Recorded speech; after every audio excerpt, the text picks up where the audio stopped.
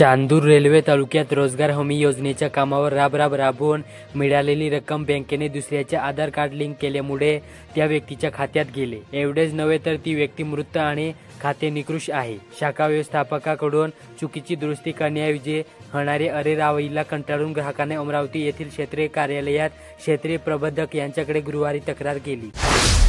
वरुड तालुक्यातून जाणारे वडाळा थडी पवनी राज्य महामार्गाच्या कामाची निविदा वर्क ऑर्डर निघून 2 वर्षे उलटून गेल्यावरही कामास सुरुवात न झाल्याने ग्रामस्थांकडून सार्वजनिक बांधकाम विभागाच्या कार्यालयात ठिय्या आंदोलन करण्यात आले।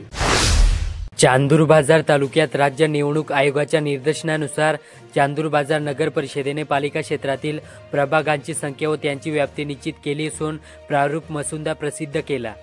प्रभाग रचनेची विस्तृत माहिती पालिका नोटीस बोर्डरवर लावलेली आहे। नागरिकांना 31 ऑगस्ट पर्यंत हरकती व सूचना दाखल करता येणार। अमरावती जिल्ह्यात शासन योजनांच्या लाभासाठी पिकांच्या ई-पीक पाहणीद्वारे ऑनलाईन पेरा नोंदवणे अत्यावश्यक आहे।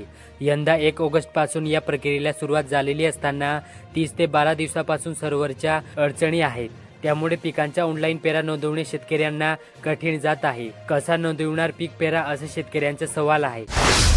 मोर्शी तालुक्यात रविवारी दिवसभरात 2 अपघातामध्ये युवक व महिला दोघे ठार झाले, तर एका युवकाने गळफास घेऊन आत्महत्या केली।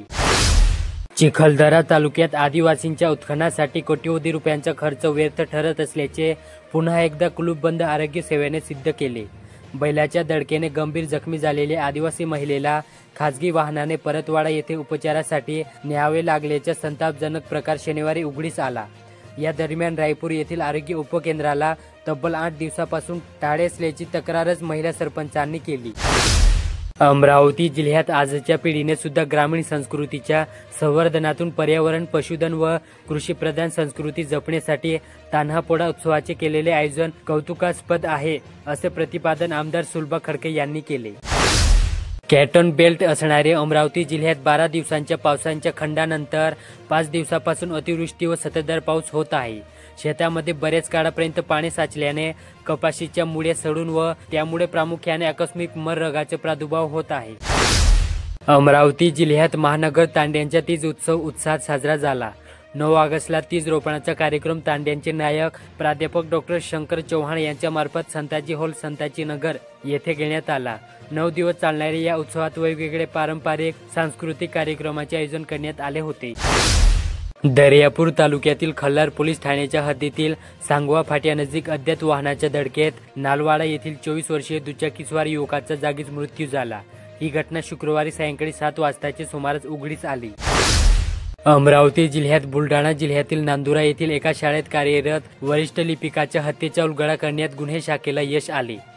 या प्रकरणाच्या मास्टरमाइंड असलेल्या फरार आरोपीने सुमारे 1.5 लाख रुपयांमध्ये त्या हत्येची सुपारी दिल्याची धक्कादायक माहिती चौकशीअंती पुढे आली। 22 ऑगस्ट रोजी सकाळी 8च्या सुमारास बडनेरा रेल्वे स्थानक ते तिलकनगर मार्गावर रस्त्याच्या कडेला एका मृतदेह रक्तबंबाळ स्थितीत आढळला होता।